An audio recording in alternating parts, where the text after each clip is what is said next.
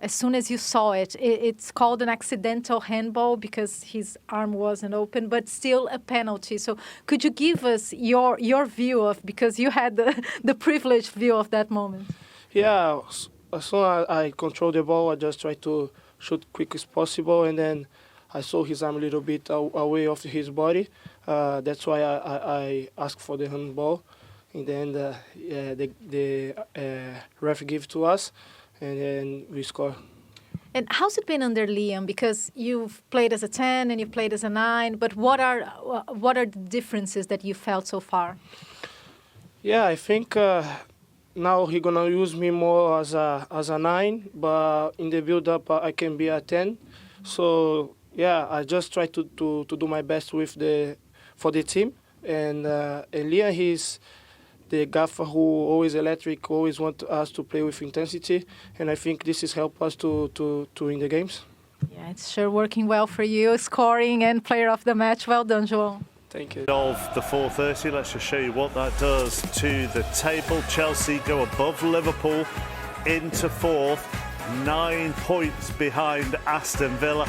Villa now 10 ahead of Liverpool, 11 ahead of Manchester United going into that 4:30. And if we switch to the bottom half, you can see how bunched up it is now. Forest back to 5 points ahead of West Ham, but level with Leeds and Crystal Palace, and you may well say Spurs as well, when you look at the number of points, are being dragged into this.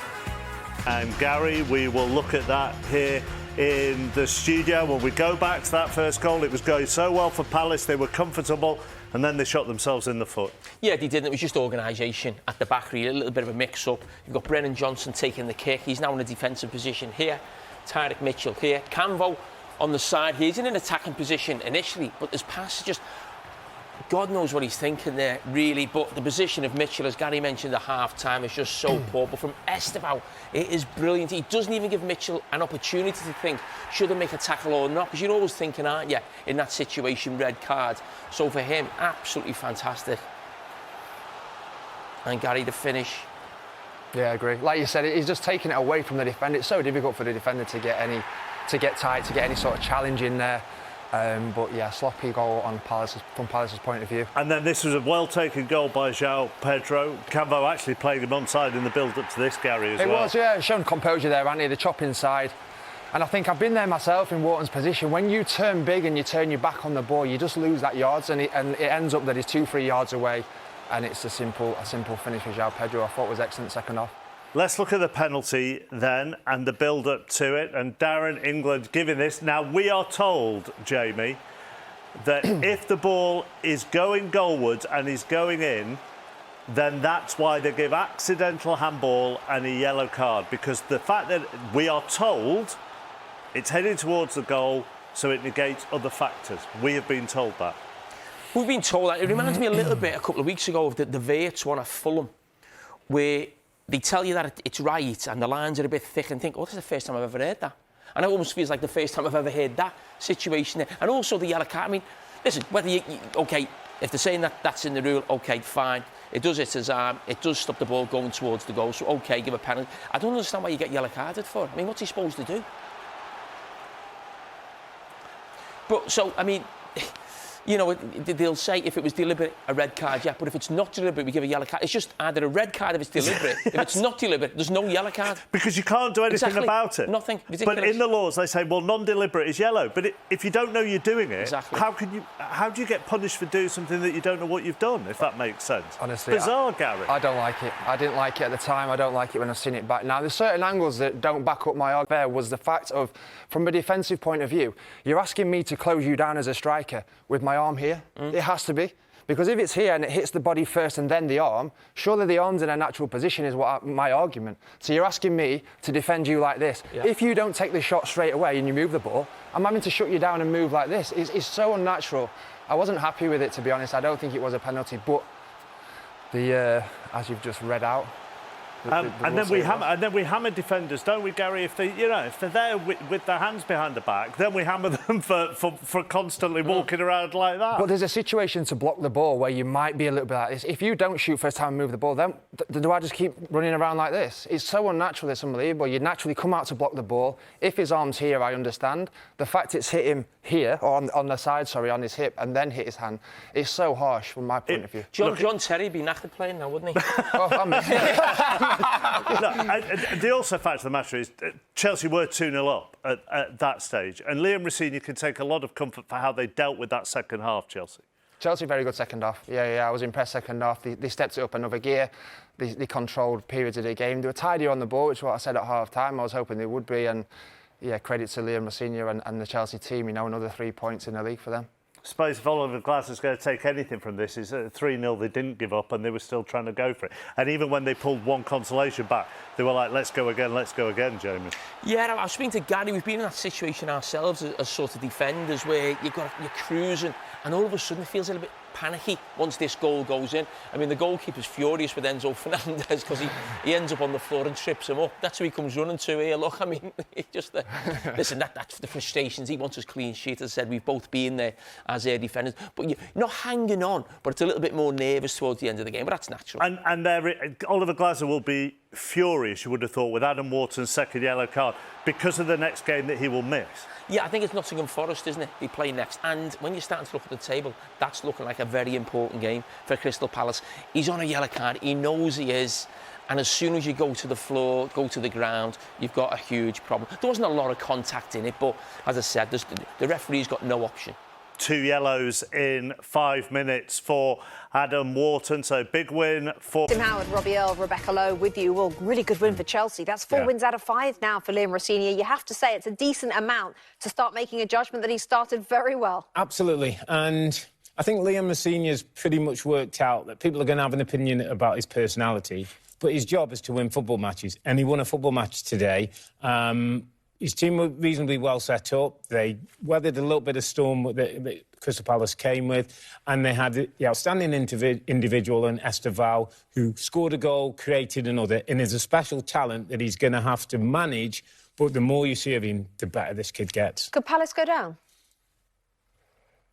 Yes, they could, because the club is in a position of crisis. I think, Oliver Glasner's trying to get some calm, but if they don't get the spirit back that Crystal Palace are about, I'm not talking about the football and scoring and defending, I'm talking about the spirit. If the spirit goes from this football club, it could be a long sort of second half to the season. Similar shortness of spirit for Aston Villa, back to winning ways and level on points for City. How did they get on then against Newcastle with their victory? Well, you asked me about them going up to St. James Park, which is a tough place to play, and at some points they were playing brilliant football, literally just sort of carving Newcastle open.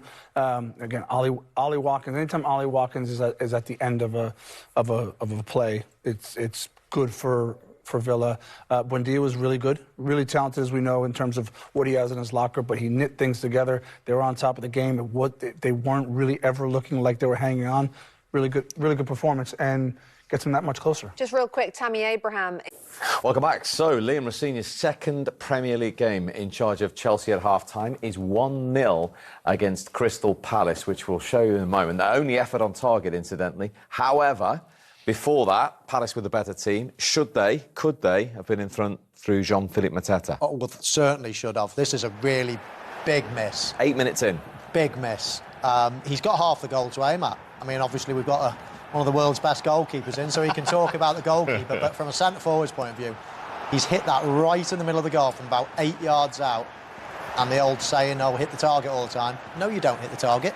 You hit the corners. That's why you're a professional footballer. That's an easy finish. But this is, like we're talking about Sanchez before, about some of the mistakes he makes, but this is good because he's got an option of making 2 saves, so he goes to his left, saves it with his right. It's a good foot save. And then Chelsea break, Owen, and the 18-year-old. How good is this kid? It's ridiculous. I mean, he is amazing. Running into space, obviously, Palace make a massive mess of it, and you'll see it here. The young lad, he's obviously playing because Gay's at Man City. You look at Mitchell, he looks across, but he can't get in this position. Can he, Mo? He's just... No. Do you think that he's blocked as well? You know, in terms from seeing the pass. From seeing the pass, does he see Esteval there? I just wonder whether, because he's right behind Mitchell, I wonder whether he's blocking his sight. And he plays the ball. He certainly doesn't know Esteval is there. And it's a lovely. I thought he was going to cut across him, but he backed his pace, didn't he? He kept going in the same direction and pulled it back. And by doing that, you create a new angle for yourself in terms of finishing. It's a really good. David, we were defenders and goalkeepers. We think hope for the best, plan for the worst. Mitchell's not planning for the worst. No, he's overcommitted, hasn't he? Yeah. He did have a look. We highlighted the little glance over to Brennan Johnson. He possibly, maybe, thought he could cover, but he was very wrong because he got done.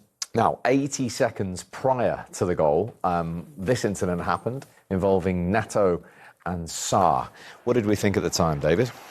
When I first saw this, I was like, that's a deliberate stamp. And apparently VAR have had a look at it, and what was it they said? Minimal contact. Minimal contact, but that's deliberate. So has he really got to hurt him to warrant a red card? I find that strange that no action was taken, and it weren't too long after that, like you say. 80 seconds later, yeah. Is Pedro Neto lucky here? Very. To be fair, he's not that type of player. He's a great player, and he's normally lovely, but he's meant that as well, by the way. I know that Dave makes a good point. There's not a lot of contact, but he's meant it, so I have no idea how they haven't made a different decision. Yeah, there's intent, isn't there? There's intent to stamp. And does it matter, taking it to the extreme, do you need to really injure somebody to say, oh, there's intent there, or there's force? So I think it's intentional, it's a stamp, he's a lucky boy.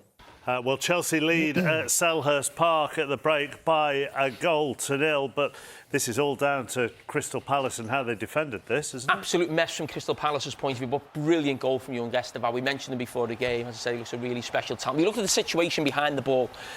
Wharton, Brennan Johnson taking the kick, and Mitchell here at the back. So it's almost like a 3-on-1, if you like.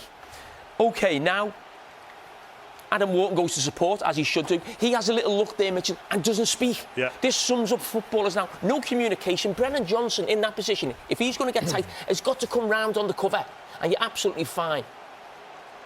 But what he sees here, who he's passing that to, because he looks up and has a look. Mitchell's not there. But Gary, from Chelsea's point of view. From Chelsea's point of view, it's great. It's great forward play by Esteval. He keeps it on the outside of Mitchell the whole way. Comes across the pitch. I've played with Mitchell. He's a fast defender. But look at this here now. Does well, uses his body. Adam Wharton's maybe thinks too close. He looks up.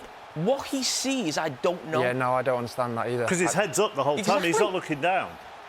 I think I was right in what he says in terms of Tyreek being able to communicate and obviously have somebody cover around, but I also feel that Tyreek can give himself 2 or 3 yards. Yeah. Like I've just said, I've played with him, he's quick. He doesn't need to be as tight as he is, especially when he finds himself as the last man, but... Is it hard not to dive in there? Because you know if you do and get it wrong, you're going to get a red card. As in to slide, to block? I was wondering if he was going to. I mean, you obviously run the risk of a little chop inside and whatever else, but I just think it was great forward play from that moment onwards. I don't think Esteval actually gave him the chance to make the challenge. Yeah. I don't think sometimes you have the opportunity where you think, can I get the ball? Can I put a challenge in? He was so good at keeping the ball, as basically his body in between, the defender and the ball. Brilliant from Esteval. Crystal Palace were fairly comfortable, weren't they, really, in most of that half? Having said that, they didn't rip Chelsea apart. This is their only shot on target in that first half. No, they did start well. They started the game well, and obviously a mistake by Badiashile should have been punished.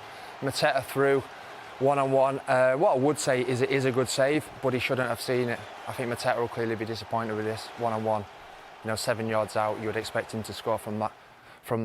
But I feel, we were saying, weren't we, just before the goal, Crystal Palace will be quite happy and content the way they started the game. I thought Chelsea, by all accounts, was sloppy in possession. They gave a lot of balls away, cheap possession.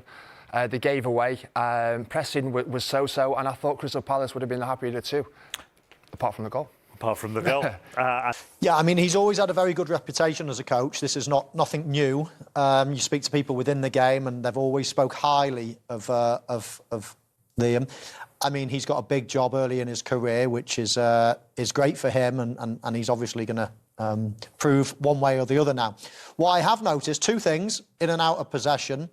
Out of possession, he's playing a lot of man-to-man. We look at a couple of clips here.